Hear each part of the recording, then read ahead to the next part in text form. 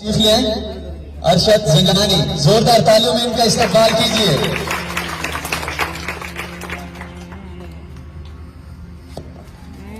بسم اللہ الرحمن الرحیم. قتل چھپتے تھے کبھی سنگ کی دیوار کے بیچ، اب تو کھلنے لگے مقتل بھرے بازار کے بیچ.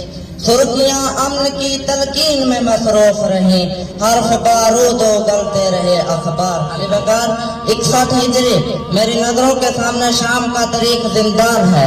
ایسے طریق کے انسان کو انسان دکھائی نہ دے، ایسا طریق کے بھائی کو بہن، بہن کو بیٹی دکھائی نہ دے. اس طریق زندان میں ایک 4 سال کی معصوم سکینہ قید ہے. وہ سکینہ جس کے کانوں سے لہو جاری ہے، جس کے گالوں پر تماچوں کے نشان ہیں، جس کے گردن اور ہاتھوں پر رسی کے نشان ہے. وہ 4 سال کی ننھی بیٹی سسکتی بلکتی کبھی زمین پر یا حسین لکھتی ہے، پھر مٹا دیتی ہے، پھر یا حسین لکھتی ہے، پھر مٹا دیتی ہے، اور اسے چوم کر سسکتی بلکتی روتی ہے اور کہتی ہے بابا مجھے ظالموں نے بڑا مارا، بابا میرے کانوں کے گوشوارے چھین لیے گئے، بابا مجھے ظالم گھوڑے کے ساتھ دوڑاتا ہے. جب اس کی ان سسکیوں کی آواز یزید کے دربار میں درباریوں نے سنی تو درباری یزید کے ہیں، لیکن یہ سن کر کہتے ہیں کہ ہاں انہی سسکیوں سے داستان حق رقم ہوگی. علی وقار اگر حق کو اکیلا تنہا صحرا میں بھوکا پیاسا چھوڑ دیا جائے، جہاں اسے پوچھنے والا کوئی نہ ہو، اور وہاں وہ سسکتے بھلکتے دم توڑ دے، تب بھی حق حق ہے. انہی سسکیوں سے داستان حق رقم ہوگی. علی بکار جب میں اس موضوع پر لکھنے بیٹھا تو میرے ہاتھ کپانے لگے، میری روح چلانے لگی کہ کس اجڑی ہوئی بستی، کس اجڑے ہوئے گھر کا یہاں ذکر کروں. میرے پاس الفاظ نہیں ہیں. آئیے علی بکار اب چلتے ہیں غزہ کی اس اجڑی ہوئی وادی جہاں کچھ دنوں پہلے کربلا گزری. میں نے دیکھا کہ چند بچے کھیلنے کی خواہش میں گھر سے نکلے، لیکن ایک فضائی طیارہ آ کر ان پر گرا. اس فضائی طیارے کے گرنے کے بعد کہیں سے کسی کے ہاتھ، کہیں سے کسی کی ٹانگیں اور کہیں سے کسی کا سر برآمد ہوا. جب غزہ میں کئی ایسے واقعات کے بعد غزہ کی فضائیں آہ پکار سسکیوں سے گونج اٹھیں تو ہر باشعور انسان نے یہ سسکیاں سنی. تو ان سسکیوں کو سننے کے بعد صرف اتنا کہا کہ ہاں انہی سسکیوں سے داستان حق رقم ہوگی. علی بکار اب چلتے ہیں سیالکوٹ کے اس نگر جہاں پر 2 معصوم بھائیوں کو مارا جا رہا تھا. 2 معصوم بھائیوں کو اتنا مارا کہ ان کے نقش تک مٹا ڈالے، پھر ان کے گلے میں رسیاں باندھ کر سیالکوٹ کی گلیوں میں پھرایا، پھر ان کی لاشوں کو سیالکوٹ کے وسیع چوک پر لٹکایا.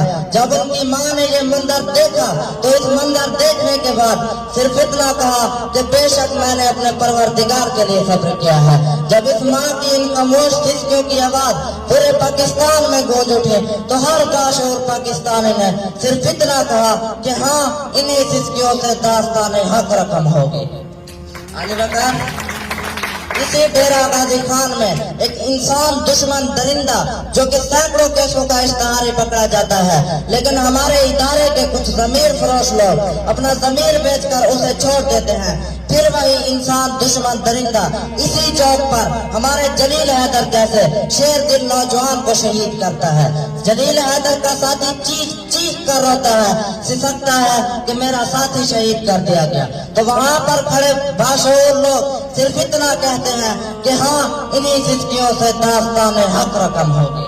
علی بکار پھر میں نے دیکھا کہ علمدار روڈ پر 80 جنازے رکھے ہیں. کسی بوڑھے کے جنازے کے ساتھ اس کی بیٹی بیٹھی ہے، کسی نوجوان کے جنازے کے ساتھ اس کی بیوی بیٹھی ہے. جب ان بیوی بیٹیوں کی سسکیوں کی آواز پورے پاکستان میں گونج اٹھی تو ہر باشعور پاکستانی نے صرف اتنا کہا کہ ہاں انہی سسکیوں سے داستان حق رقم ہوگی. علی بکار پھر میں نے دیکھا کہ پشاور کے ایک سکول میں میرے بچے علم کی عبادت میں مشغول ہیں. میرے بچے علم کے دیے جلائے بیٹھے ہیں کہ کچھ وحشی درندے داخل ہوئے، نعرہ تکبیر بلند کیا اور میرے قوم کے معماروں کے سینوں کو ایک ایک گولیوں سے چلنے کر دیا. جو اس سے بچ گیا اسے کسی بھی فوج کی طرح ذبح کر دیا گیا. سنت فرعون ادا ہوئی ہے اسلام کے نام پر، یہاں جنت بٹ رہی ہے بچوں کے قتل عام پر. علی وقار انہی سسکیوں سے داستان حق رقم ہوگی. لیکن صدر علی وقار इस शब जुल्मत का कसूरवार कौन है?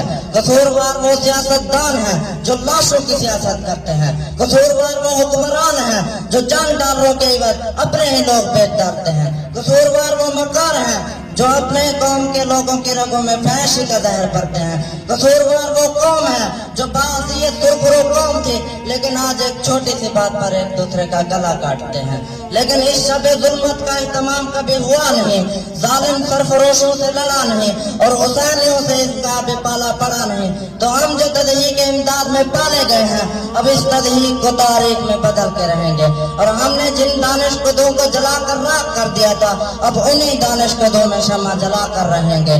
और इल्म का, अखुवत का, इत्तेहाद का वो सबक जो मेरे कौम के नौजवान भुला चुके हैं उसे मेरे कौम के बच्चे दोबारा पढ़ेंगे और अपने ही सफों में खड़े होकर इत्तेहाद पैदा करेंगे जिसे देखकर दुश्मन जल जाए। क्योंकि एतजाज हसन की आज भी रोकर असम्बली में कहती है कौम मुल्क सल्तनत पाइंदा था बिंदाबाद। आज भी हकीम मोहम्मद सईद का बाप पुकारता है हम जिंदा कौम हैं, हम पाइंदा कौम हैं। आज भी पिशावर के वो 200 बच्चे रोज असम्बली में खड़े होकर कहते हैं ये मेरा पाकिस्तान है, ये तेरा पाकिस्तान है।